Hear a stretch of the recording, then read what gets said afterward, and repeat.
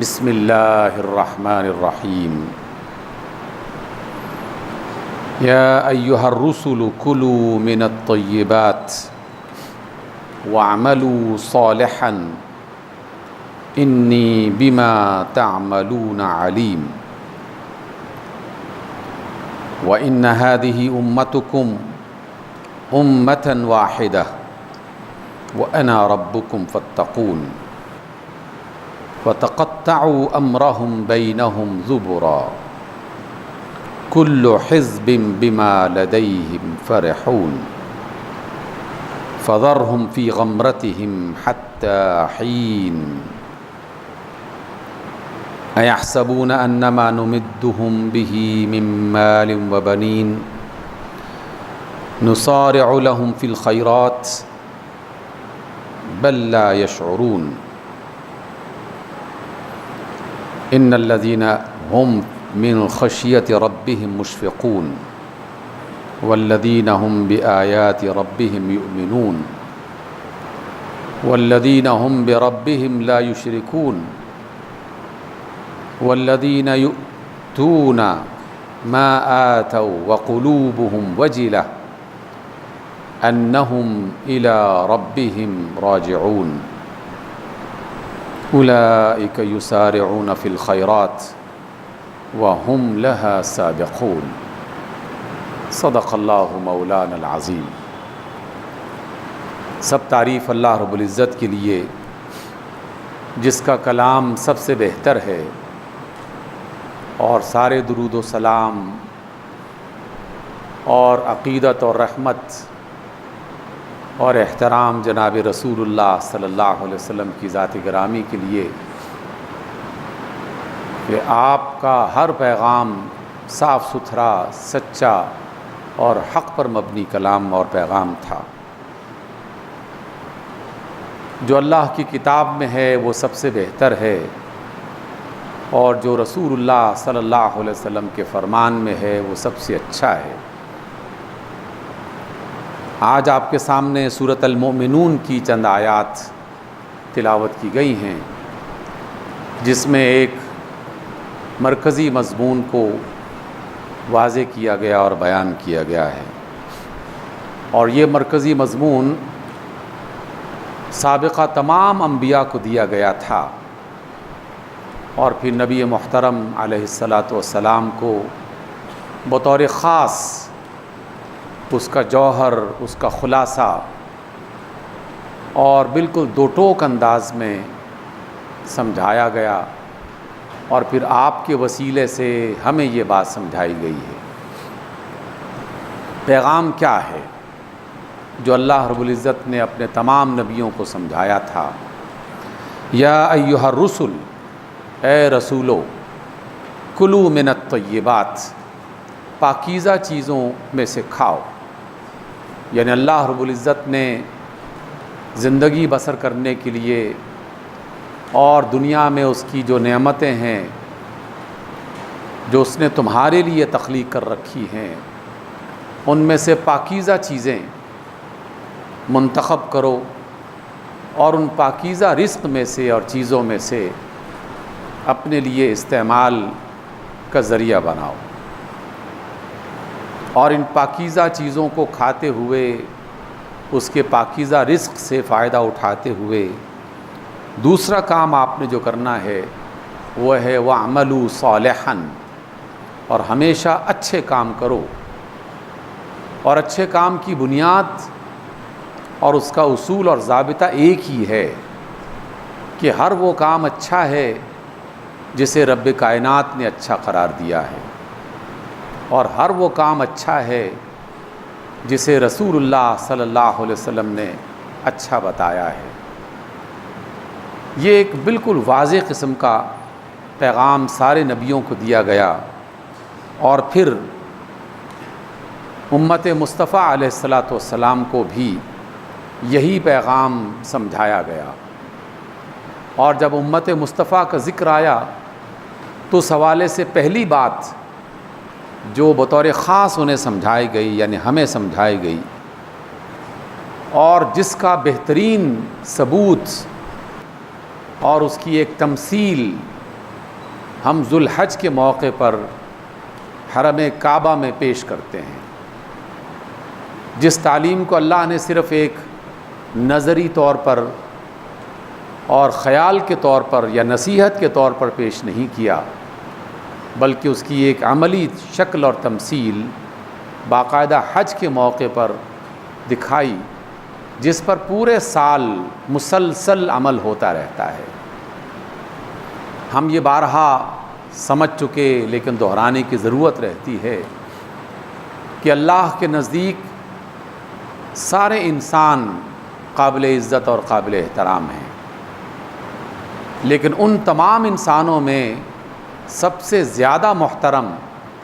اور سب سے زیادہ مرتبے والا مومن ہے، جو اللہ پر، رسول پر، اللہ کی تعلیم پر، اس کے حکموں پر ایمان لاتا ہے۔ گویا کہ مومن کا درجہ اور مقام انسان کے مقابلے میں بڑھ کر ہے۔ سب انسان قابل عزت ہیں، لیکن ان میں زیادہ عزت والا مومن ہے۔ اور جس نے بھی اشہد ان لا الہ الا اللہ اور اشہد ان محمدً عبدہ ورسولہ پڑھ لیا تو اللہ کے فرمان کے مطابق وہ امت کا جز بن گیا ہے، وہ امت کا حصہ بن گیا ہے۔ اس لیے آج کی سورۃ المومنون کی آیت نمبر جو 52 ہے وہ یہ سمجھائی گئی کہ ان ھذہ امتکم امۃ واحدہ، اے لوگو یہ جو حرم کعبہ کے چاروں طرف ہزاروں اور بعض اوقات لاکھوں کی صورت میں دنیا بھر کے علاقوں سے لوگ جمع ہو کر ایک لباس میں، ایک ہی انداز میں اور ایک ہی تسبیح اور تکبیر کی صورت میں اللہ کی عبادت کر رہے ہوتے ہیں، کیا یہ بات سمجھانے کے لیے کافی نہیں ہے کہ تم سب مومن ہو اور تم سب مصطفیٰ علیہ الصلاۃ والسلام کی امت سے تعلق رکھتے ہو، اور یہ امت ایک ہی ہے؟ اس لیے کالا گورا، چھوٹا بڑا، امیر غریب، مشرق اور مغرب کا رہنے والا، زبانوں، مسلکوں، تہذیبوں،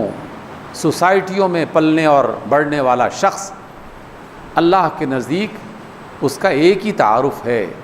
کہ مومن ہونے کے ناطے سے وہ ایک امت کا جز بن جاتے ہیں۔ اور اس کے حوالے سے پھر تعلیم دی گئی کہ جب تم ایک امت ہو تو پھر آپس کے اختلافات اور آپس میں ناچاکیاں اور خام خواہ الجھنے کی کوشش مت کرو، بالکل اس طرح جیسے ایک باپ اپنے گھر کی اندر موجود اپنے سارے بچوں کو یہ بار بار یاد دلاتا رہتا ہے۔ اگر ان کے بچوں میں، بیٹیوں اور بیٹوں میں اختلاف پیدا ہو جائے تو باپ کو اور ماں کو یہ جملہ دہرانا پڑتا ہے کہ بچوں تم سب ایک ہی ماں باپ کی اولاد ہو، اور ایک ماں باپ کی اولاد ہونے کے ناطے سے تمہیں آپس میں اختلاف نہیں کرنا چاہیے، تمہیں مل کر اس گھر کو بہتر بنانا چاہیے، اور ایک اچھی بہتر زندگی بسر کرنے کے لیے ایک دوسرے کی عزت، ایک دوسرے کا احترام، ایک دوسرے کے ساتھ تعاون، یہ والی فضا گھر میں بننی چاہیے۔ جب ہم اپنے گھروں میں یہ بات کہتے ہیں تو اللہ رب العزت جو اصل الخالق ہے، جو ہم سب کی بنیاد رکھنے والا، ہم سب کو بنانے والا، ہم سب کے لیے زندگی کی تمام سہولتیں بنا کے ہمیں حوالے کرنے والا اور سب سے زیادہ محبت کرنے والا، اگر وہ یہ بات کہتا ہے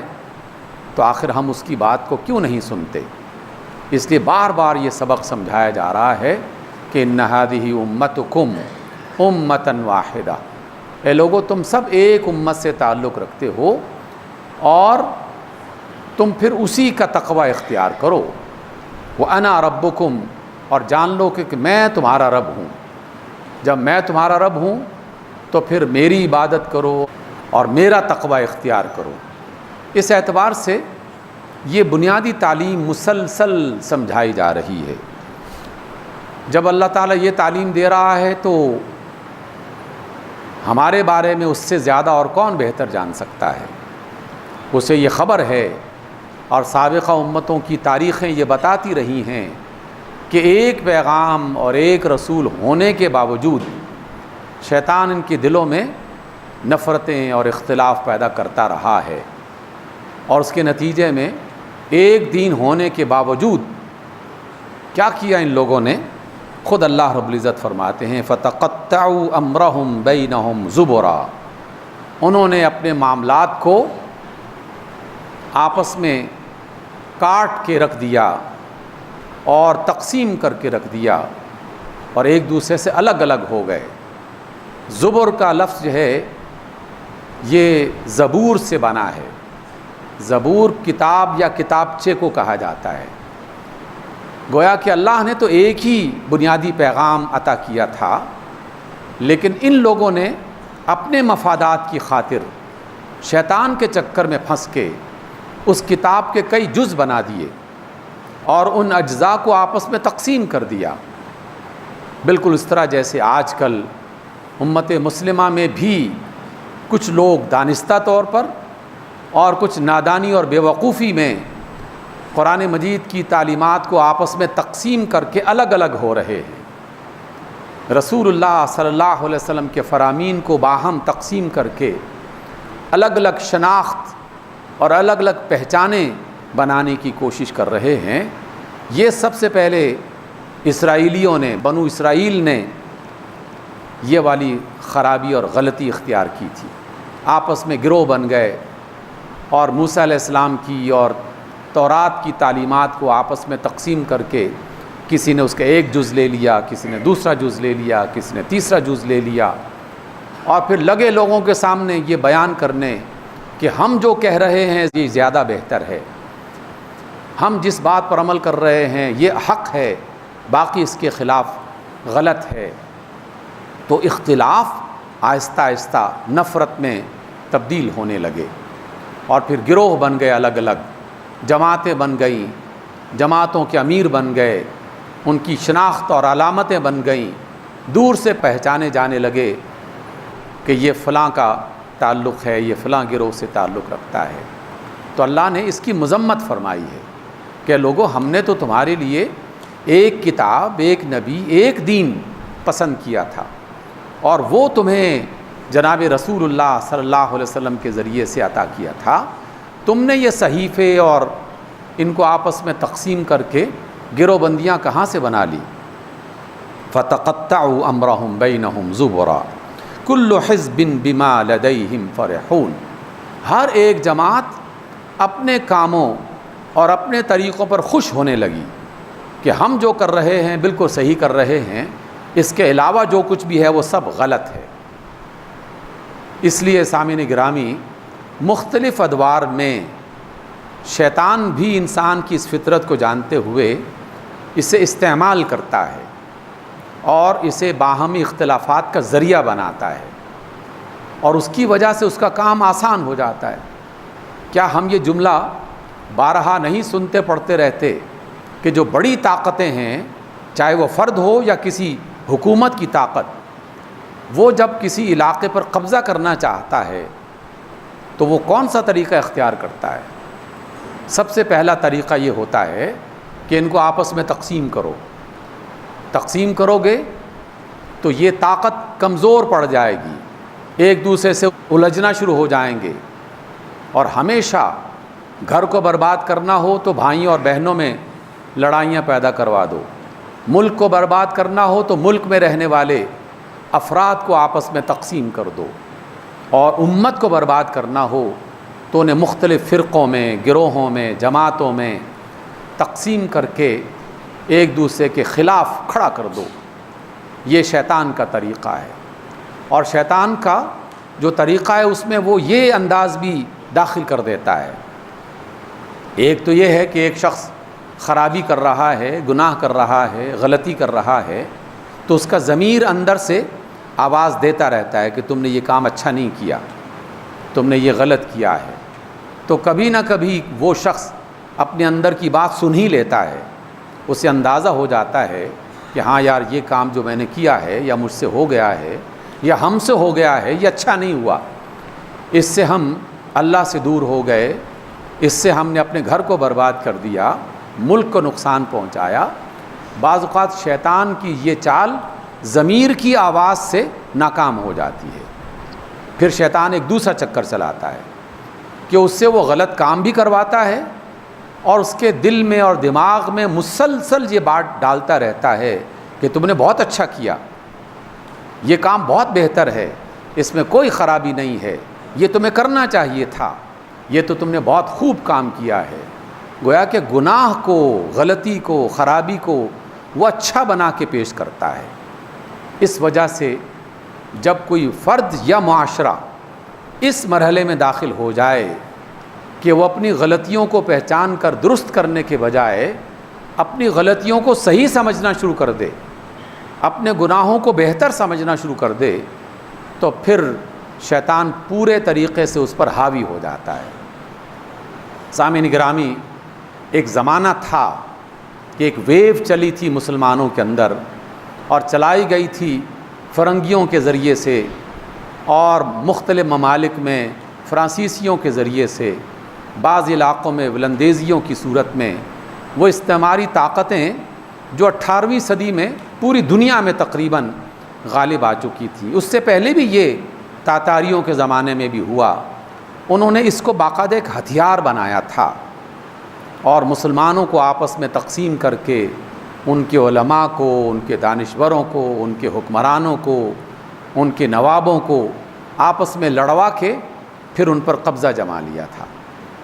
اور آج کل یہ ویو دوبارہ سے وائرس کی طرح، اور یہ جو آج کل وبا چل رہی ہے، اس وبا میں تو لوگوں کو بخار ہوتا ہے، لیکن جو دوسری وبا لوگوں کے درمیان اختلاف پیدا کر کے اور بالکل لایانی قسم کے یا ادنا قسم کے یا چھوٹے مسائل کو بڑا بنا کر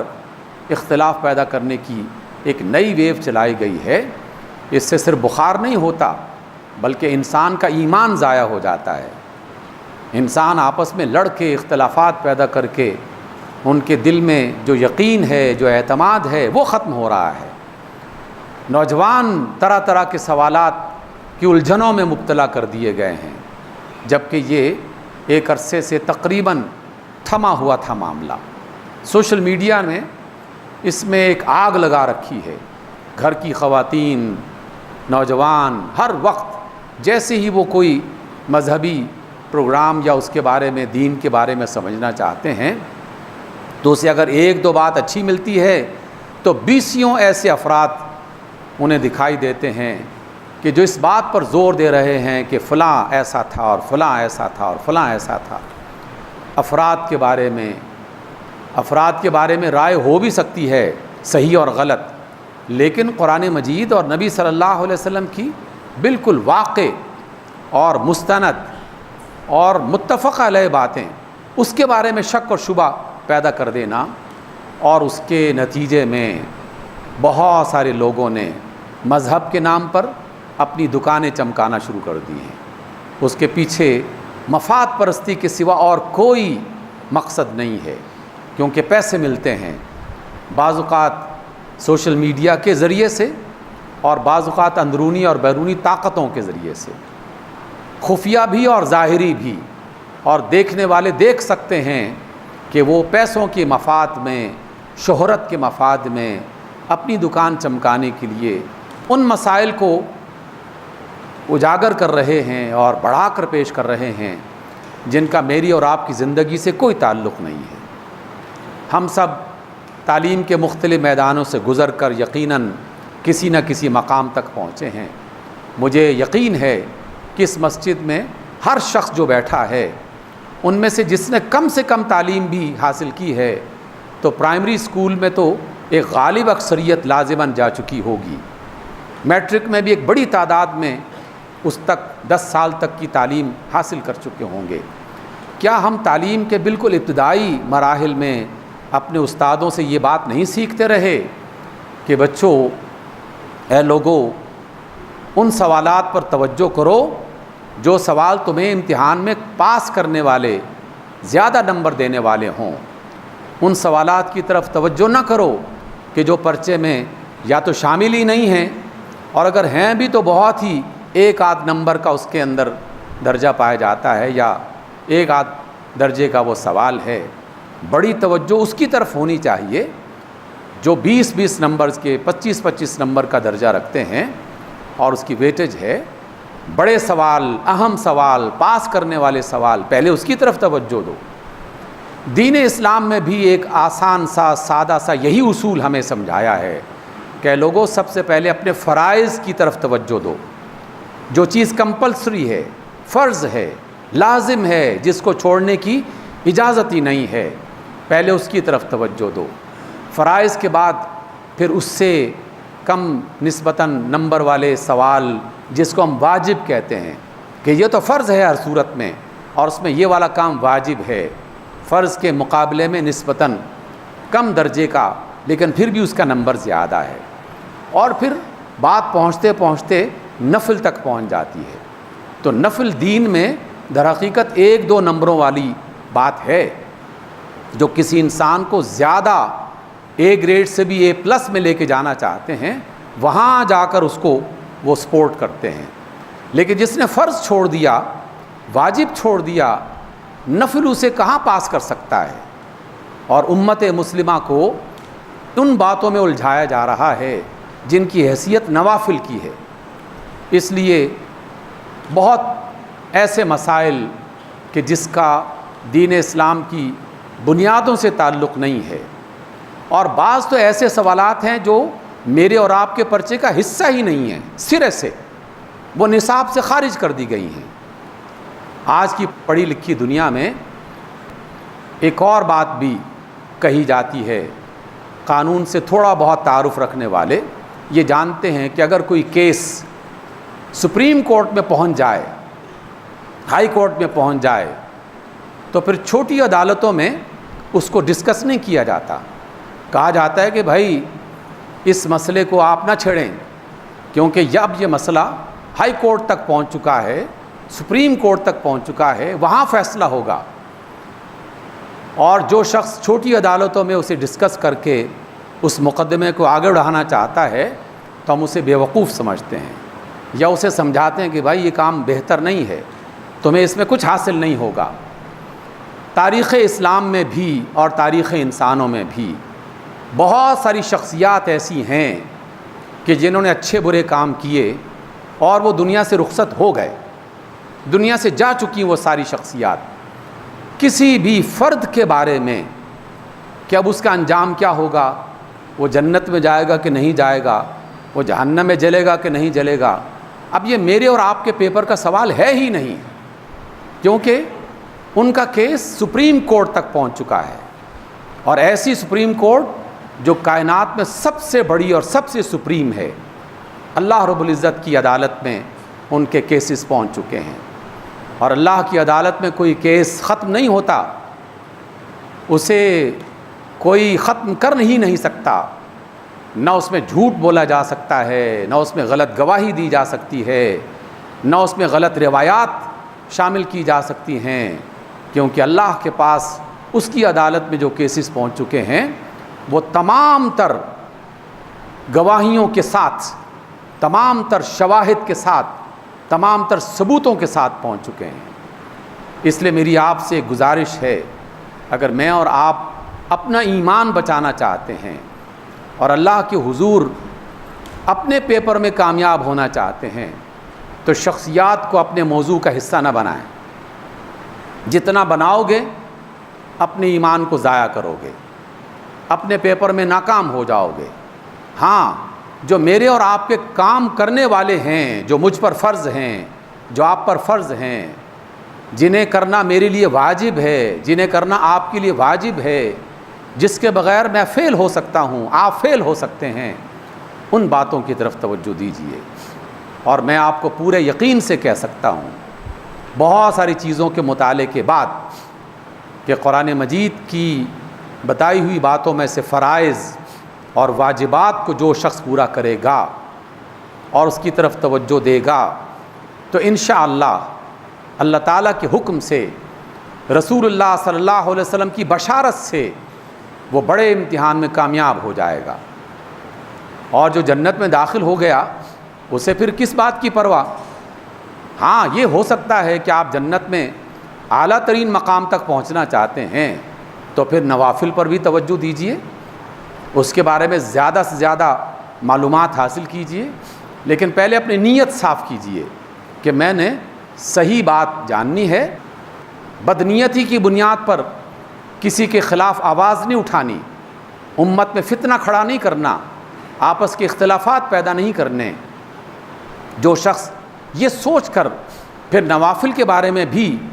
دریافت کرے گا، مطالعہ کرے گا، ریسرچ کرے گا، کوئی حرج نہیں ہے، کیونکہ اس نے بڑا کام کر دیا ہے، فرائض پورے کر دیے، واجبات پورے کر دیے، اب وہ ان باتوں کو بھی تحقیق کے حوالے سے جاننے کی کوشش کر سکتا ہے، بشرطے کہ نیت ٹھیک ہو۔ اب اس کے بعد جتنی بھی میں نے آیات پڑھی وہ در حقیقت ان ساری باتوں کی تائید کرتی ہیں۔ اللہ رب العزت یہ فرماتے ہیں کہ جو لوگ فتنہ پروری، آپس کے اختلافات اور امت کو لڑانے کے چکروں میں پڑے ہوئے ہیں، آپ ان کو ان کی غفلت میں چھوڑ دیں۔ یعنی رسول اللہ صلی اللہ علیہ وسلم سے فرمایا گیا، گویا کہ ہم سے یہ کہا گیا کہ اگر کچھ لوگ اس طرح کے معاملات آگے بڑھا رہے ہیں، اس میں پڑے ہوئے ہیں، تو آپ ان کی طرف توجہ ہی نہ دیں۔ جنہوں نے مقابلہ کرنا ہوگا وہ حکومتی ذرائع ہو سکتے ہیں، وہ علماء بڑے جو اہل تقوی ہیں وہ ہو سکتے ہیں، اہل دانش ہو سکتے ہیں، لیکن عوام کو ان میں پڑھنے کی اور الجھنے کی ضرورت نہیں ہے۔ البتہ آپ انہیں ان کے کاموں میں چھوڑ کر ان کاموں میں شامل ہو جائیں جو اللہ رب العزت نے مجھے کرنے کا اور آپ کو کرنے کا حکم دیا ہے، جس کے بغیر میری اور آپ کی کامیابی نہیں ہو سکتی۔ اس لیے فرائض کا علم جانیے، واجبات کا علم سیکھیے، اس کے علاوہ نوافل فرصت ہو گئی تو بہت اچھی بات ہے۔ اگر واجبات اور فرائض ادا کر لیے اور کسی نے مزید بڑا درجہ حاصل کرنا ہے تو ٹھیک ہے، لیکن ہم تو ابھی بنیادی باتوں کو اختیار نہیں کر پا رہے، اس لیے ان لوگوں کی سازشوں سے اپنے آپ کو بچائیے۔ اور وہ لوگ کہ جو امت میں تفریق پیدا کر کے ایک دوسرے پر کفر کے فتوے، نفاق کے فتوے، شرک کے فتوے لگا رہے ہیں، آپ ان کی ان چالوں سے باہر نکل آئیے، کیونکہ یہ میرے اور آپ کی کامیابی کی بنیاد نہیں ہے۔ میری اور آپ کی کامیابی کی بنیاد صرف اور صرف اللہ رب العزت اور رسول اللہ صلی اللہ علیہ وسلم کی وہ تعلیمات ہیں جو روز روشن کی طرح واضح ہیں، سورج کی طرح نمایاں ہیں، چاند تاروں کی طرح بیان کر دی گئی ہیں۔ اتنا بڑا اور خوبصورت اور واضح روشن دین جس کے پاس ہو، اسے ابلیس اور شیطان کے چکروں میں پڑنے کی کیا ضرورت ہے؟ اپنے آپ کو کمزور نہ کیجیے، اپنے درمیان میں اتفاق اور اتحاد اور یکجہتی پیدا کرنے کی کوشش کیجیے۔ یہ علماء کا پہلا فرض ہے، لیکن ہمارا بھی کردار ہے کہ ہم انہیں بھی سمجھائیں، بعض اوقات سمجھایا جا سکتا ہے، اور بعض اوقات کم از کم خود اپنے آپ کو ان سے الگ رکھ کے، دور رکھ کے اس فتنے سے محفوظ رکھیں۔ قرآن مجید میں اللہ رب العزت کا فرمان گرامی ہے کہ لوگوں، جو فتنہ ہے، فتنہ یہ قتل سے بڑھ کر گناہ ہے۔ قتل کرنا، انسان کی جان کو قتل کر دینا بہت بڑا گناہ ہے، کبیرہ گناہ ہے، لیکن خود قرآن مجید میں اللہ رب العزت کا فرمان ہے کہ فتنہ پروری یہ قتل سے بڑا گناہ ہے۔ تو ان بڑے گناہوں سے بچنے کی کوشش کیجیے۔ سوشل میڈیا میں ان باتوں کی طرف توجہ نہ دیں کہ جو نہ جانے کن کن کے ایجنڈے میں شامل ہیں اور وہ امت کو کمزور کرنا چاہتے ہیں۔ اللہ سے دعا کریں، قرآن مجید سے وابستہ ہو جائیں، نبی محترم صلی اللہ علیہ وسلم کے سچے دین کو اپنے دل میں جگہ دیں۔ اللہ مجھے بھی ہدایت عطا فرمائے اور آپ کو بھی۔ اقول قولی ھذا واستغفر اللہ لی ولکم۔